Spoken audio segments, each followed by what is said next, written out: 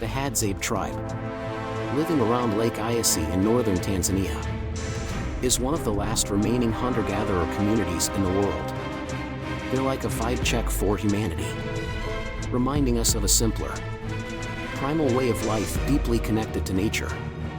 But let me tell you, their day-to-day life, especially their thrilling hunting adventures, could easily be the plot of a survival reality show, minus the pause button. With bows and arrows, loyal hunting dogs, and fire-starting skills that would put any survivalist to shame. The HADZABE aren't just surviving, they're living a real-life adventure. Their hunting day kicks off early in the morning, with the men of the tribe gearing up alongside their super enthusiastic hunting dogs. These dogs, their ride-or-die buddies, are not just adorable but also insanely skilled at tracking prey.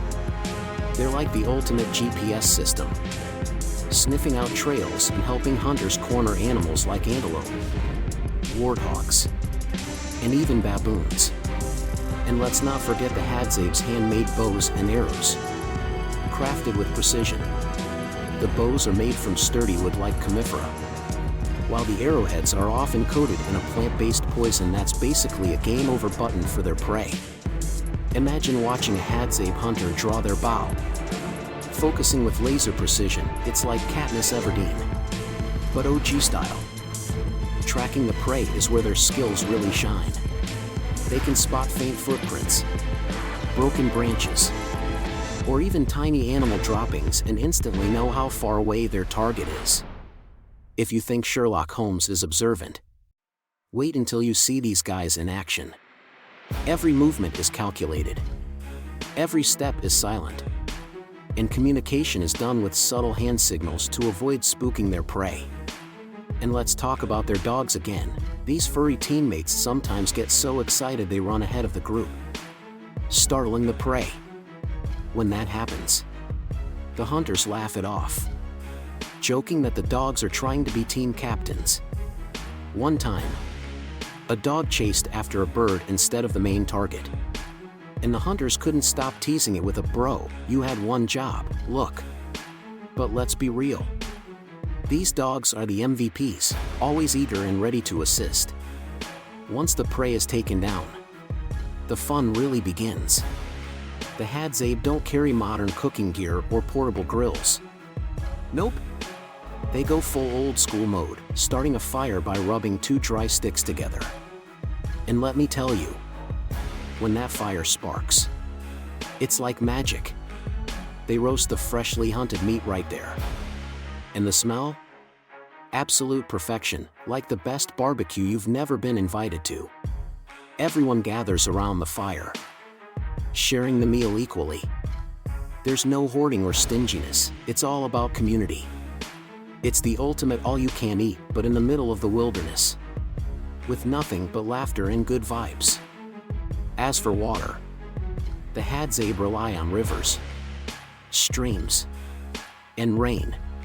When it rains, it's like they hit the jackpot, collecting water in anything they can find. During dry seasons, they tap into their incredible knowledge to locate hidden water sources underground. Watching them find water by observing trees or animal trails is like seeing someone use a real-life water radar. And even if the water isn't the cleanest, they just roll with it, hydration over hesitation. As they say, fancy bottled water? Not in their world. The kids in the tribe also tag along during hunts. Not as active hunters, but as apprentices in what you could call the ultimate training camp. These little guys learn how to use bows, track animals, and even start fires. You'd see them grinning ear to ear the first time they get a spark from rubbing sticks together. It's their version of winning an Olympic medal. And yes, they're mischievous too. Sometimes, they fake spotting lion tracks just to mess with the adults, earning themselves a good-natured scolding and a lot of laughs. It's hands-on learning at its finest, with plenty of jokes to keep things lighthearted. Not every hunt is successful, though. Sometimes the animals outsmart them, or the weather gets too harsh. and they have to return empty-handed. But instead of getting down about it, they crack jokes. One hunter once joked that the antelope they were chasing probably took lessons from an action movie to dodge their arrows. Moments like these keep their spirits high, even in tough times. All in all, the HADZABE's hunting life is more than just survival, it's a living, breathing masterpiece of harmony between humans and nature. They live simply but with so much connection, joy, and laughter. If you ever dream of stepping into a wild adventure, without Wi-Fi or modern conveniences, the HADZABE's way of life is your ultimate inspiration. Trust me, one day with them, and you'll see what it truly means to live free and in sync with the world around you. One of the most fascinating and daring moments in the life of the HADZABE tribe is extracting honey from deep within tree trunks, a task that showcases both their ingenuity and their love for sweet treats. Honey isn't just a favorite food, it's also a vital energy source in their diet. To find these hidden beehives, the HADZABE often rely on the help of a unique guide, the honey guide bird. It all begins when they spot a honey guide bird making distinct calls and flying back and forth, as if signaling. The hunters immediately pick up on the cues and follow the bird through dusty trails and thick bushes. The bird, hopping from branch to branch, eventually leads them to a large tree. Once there, the HADZABE carefully inspect the trunk, looking for signs of a hive, such as small cracks or the unmistakable buzzing of bees inside. To extract the honey, they use a simple tool like a sharp knife or a pointed stick to carve an opening into the tree.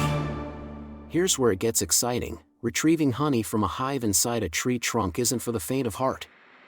Instead of fearing bee stings, they remain impressively calm, almost zen-like. With steady hands, they dig deeper into the trunk, showing no signs of panic despite the swarm of buzzing bees circling around them. Sometimes, they burn a handful of dry leaves to create smoke, gently driving the bees away temporarily to make the process safer. As the outer layer of the tree gives way, their sweet reward is revealed, a golden hive dripping with fresh honey. The HADZABE carefully remove the hive and often enjoy the honey right on the spot. The golden nectar is rich and delicious, a natural treat they savor with pure delight. They don't just stop at the honey, though, they also chew on the beeswax, turning the whole event into a mini celebration of nature's bounty.